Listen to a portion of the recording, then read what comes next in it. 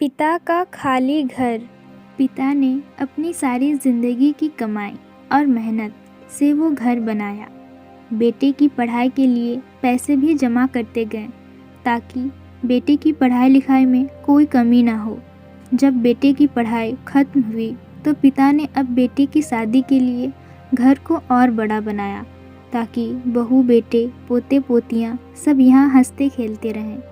लेकिन इसी बीच बेटे ने अपनी प्लानिंग पिता को बताया। पिताजी, मैंने और श्वेता ने लंदन में शिफ्ट होने का प्लानिंग बना लिया है।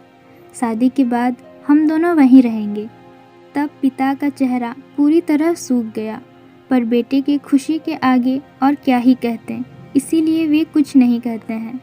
शादी के बाद बेटे और बहू विदेश चले जाते हैं और 4 साल बाद अपने घर आते हैं माता पिता से मिलने। घर में माता पिता उस दिन बहुत खुश थे। आखिर पहली बार घर में उनका पोता जो आया हुआ था। लेकिन ज़्यादा दिन के लिए नहीं, सिर्फ 4 दिन के लिए। 4 दिन के बाद वे वापस चले गए और जाते जाते बेटे ने पिताजी से कहा, पापा, पैसे की चिंता मत करना, मैं समय समय पर पैसे भिजवाते रहूँगा।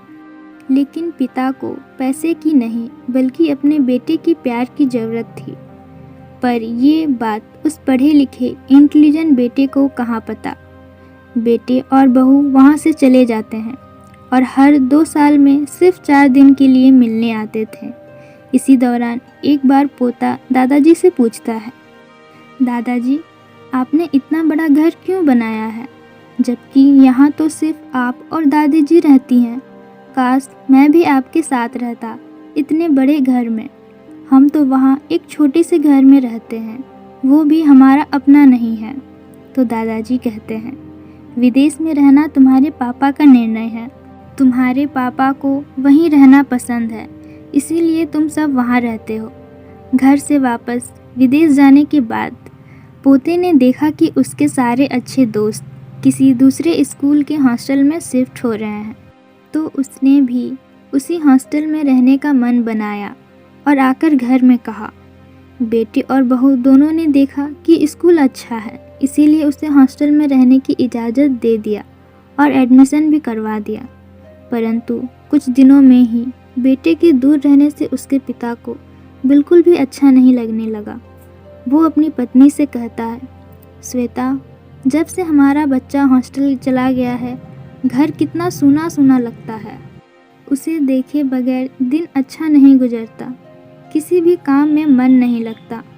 तो उसकी पत्नी कहती है, हाँ जी, मेरा मन भी नहीं लगता। भले ही फ़ोन में वीडियो कॉल पर उसे देख लेती हूँ, पर साथ में नहीं होने पर कुछ अधूरा सा लगता है। क्यों ना उसे वापस बुला लिया जाए। दोनों ने यही ठीक समझा। फिर वे बच्चे के हॉस्टल चले गए उसे लेने।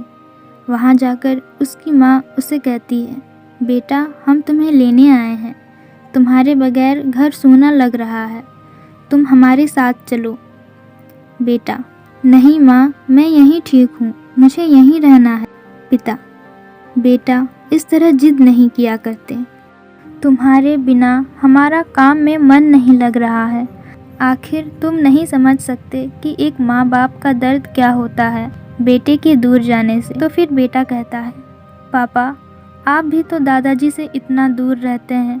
दादाजी ने वो घर आपके लिए बनाया था और आप यहाँ रहते हो। आप खुद एक बाप होकर पिता के दर्द को नहीं समझ पाए तो मैं क्यों समझूं? बेटे ने बड़ा ही तर्क सा जवाब दिया। उसके पिता को ये बात दिल में चुभी। उसके बाद वो अपने बेटे को कुछ नहीं बोल पाया। कुछ दिनों तक वो यही सोचता रहा कि मैं कितना खुदगर्ज बेटा हूँ, अपने ही पिता के दर्द को समझ नहीं पाया। अगले दिन ही उसने अपने पत्नी से हमेशा के लिए घर में रहने के बारे कहा, तो पत्नी ने भी मना नहीं किया और कुछ दिन बाद वे वापस घर आ जाते हैं। घर आते ही माँ उनसे कहती है, क्या हुआ बेटा, इतनी जल्दी वापस आ गए? सब ठीक तो है ना? आने की खबर तक नहीं दिए और इतना सारा सामान, यहाँ कुछ काम है क्या? ये सब सुन के बेटे के आँख में आंसू आ गए और माँ को गले से लगा लिया। इतनी देर में ही उसके पिता भी यहाँ आ जाते हैं और बेटा अपने पिता से माफ़ी मांगने लगता है। वो कहता है, पिताजी अब हम सब यहीं रहेंगे, मैं यहीं कोई बिजनेस स्टार्ट कर लूँगा, पर आपको छोड़कर नहीं जाऊँगा। आखिर मुझे समझ में आ गया है कि एक बेटे के दूर रहने से माँ बाप को कितनी तकलीफ़ होती है। पिताजी ने भी आंसू पोंछते हुए उसे गले से लगा लिया और एक बार दोबारा उस घर में खुशहाली वापस आ गई। अगर वीडियो अच्छी लगी हो तो लाइक करें, शेयर करें एंड सब्सक्राइब भी कर दें। मिलते हैं फिर नए ऐसे ही वीडियो में।